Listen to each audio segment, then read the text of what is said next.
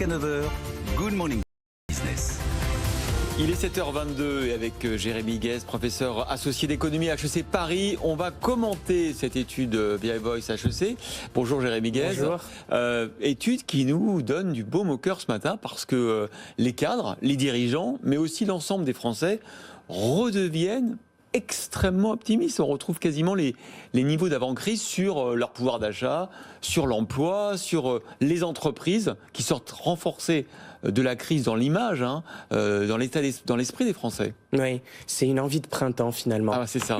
Et ce retournement est effectivement remarquable. Alors vous avez cité plein de raisons. Moi j'en retiendrai une en particulier, c'est que suivant ce baromètre depuis quelque temps, il y avait toujours une divergence entre les attentes pour les individus, qui étaient plutôt optimistes en d'ordre général, c'est vrai. et les attentes pour le pays, qui étaient plutôt pessimistes. Là, elles vont main dans la main et les anticipations sont favorables pour les deux. Et ça, c'est quand même quelque chose d'assez fondamental dans ce retournement-là. L'exécutif pourrait l'utiliser comme une arme stratégique pour essayer, parce qu'on sait la confiance et l'optimisme, le rôle que ça joue dans l'économie. En tous les cas, là, il y a un bel élan à saisir. Mais c'est un élan qui passe par l'entreprise, par le rôle de l'entreprise dans la société et la reprise. Et ça, c'est nouveau. C'est une des trois forces, je dirais, effectivement, de cette reprise. C'est la confiance du rôle de ce retournement. C'est la confiance dans les entreprises et c'est quelque chose qui est absolument fondamental. C'est qu'il y a un an, je ne pense pas qu'on aurait parié là-dessus, mais peut-être que fort des arrangements, je ne sais pas, du télétravail, fort de ce qu'on a pu voir de l'importance de la logistique, que ce soit outre-Atlantique ou quelques exemples en Europe, on se rend bien compte que de toute façon, les pouvoirs publics ne réussiront pas à trouver une solution à cette crise fondamentalement toute seule. Et là, effectivement, ce rôle des entreprises est fondamental. C'est quand même, Jérémy Guez, un changement d'état d'esprit de se dire que notre réussite, notre bonheur, notre croissance viendra non pas des aides gouvernementales, alors qu'elles ont été massives pendant la pandémie, mais de la capacité d'innovation et de rebond des entreprises. Ouais.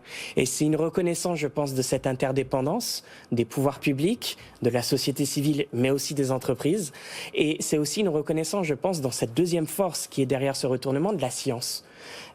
Vous parliez tout à l'heure des voitures volantes. Ouais, dans le journal, ouais. Là, effectivement, on parle plutôt des vaccins. Je me souviens de Peter Thiel en 2013 qui disait on nous avait promis les voitures volantes et on n'a eu que le monde en 140 caractères. Avec Twitter.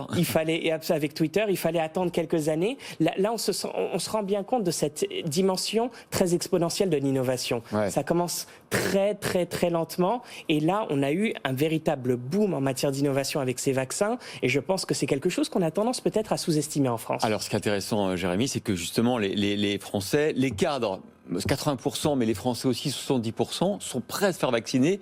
Ils n'attendent que ça. Donc, c'est la foi en la science que vous décriviez, alors qu'il y a quelques mois, on disait que les Français ne voulaient pas se faire vacciner. Donc ça change. Seulement, des doses, on n'en a pas. Non, on n'en a pas. Et je pense que ça aussi, ça va être une énorme tâche, non seulement pour l'exécutif, mais aussi pour l'Union européenne à gérer. Effectivement, l'Union européenne, c'était une promesse de protection. Ouais. Et il y a encore quelques kilomètres à parcourir avant d'y arriver. Nos amis anglais ont vacciné, première dose, 20 millions de personnes. Nous, on en est péniblement à 3 millions. Ça va poser un problème peut-être d'appréciation sur l'Europe aussi à terme. C'est remarquable et je pense que c'est peut-être le bémol qu'on peut tirer en fait de tout ce baromètre, cette idée de dire qu'il y a quand même une profonde incertitude qui pèse sur l'activité économique parce que pour que ce rebond devienne effectif, il faudra effectivement des solutions à la crise sanitaire.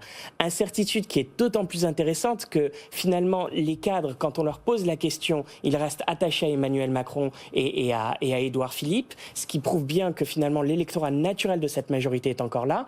Le grand public donne des résultats similaires, mais dans des proportions beaucoup moins larges. Et donc là aussi, il y aura beaucoup de gens à convaincre, je pense, dans l'opinion publique. Autre critère par lequel va passer la reprise, c'est la consommation. Et ça, c'est encore une grande inconnue, en fait. Comment vont réagir les consommateurs ? On se souvient du discours du président de la République. Je ne me souviens plus si c'était le premier ou le deuxième qui a annoncé le confinement et qui disait... grosso modo, pour le paraphraser, plus jamais comme avant. Je veux dire, on ne pourra plus continuer comme avant. cette dimension-là, elle réapparaît effectivement dans le baromètre avec énormément de gens qui nous expliquent non, effectivement, je vais y réfléchir à deux fois comment je consomme. Je pense qu'on voit le risque, mais il y a aussi beaucoup d'opportunités là pour les entreprises de se demander comment est-ce que ce consommateur est en train d'évoluer, essayer d'être le plus proche possible de ce consommateur et de comprendre finalement tous les enjeux et les opportunités de la réinvention à venir. Et une question, années 20, est-ce que ça va être comme 1920? Est-ce que ça va être les années folles, les années de reprise frénétique après les épreuves? Oui, et le non-dit derrière tout ça, c'est ce qui a suivi peut-être derrière les années 30. Alors effectivement, il y a deux thèses historiques. Est-ce que ce sont les années 20 ou est-ce qu'on vit une sorte de nouveau Moyen-Âge et qu'est-ce qui a suivi immédiatement après? C'était la Renaissance, c'était le rebond. Est-ce qu'on est en train de sentir les prémices du rebond à l'heure actuelle? Là encore une fois, ce rebond, cette inversion de la tendance, ne boudons pas notre plaisir, il est important, cette envie de printemps, elle est importante, mais bien se rendre compte qu'il s'agit d'un élan et d'essayer de surfer dessus. Ce qui est intéressant pour finir, c'est dans ce qui ressort dans l'étude aussi, c'est l'envie de produire français, de consommer français. Alors, est-ce que, et c'est fort, 41% des Français, 43% des décideurs qui jugent prioritaire d'aider les entreprises qui produisent en France.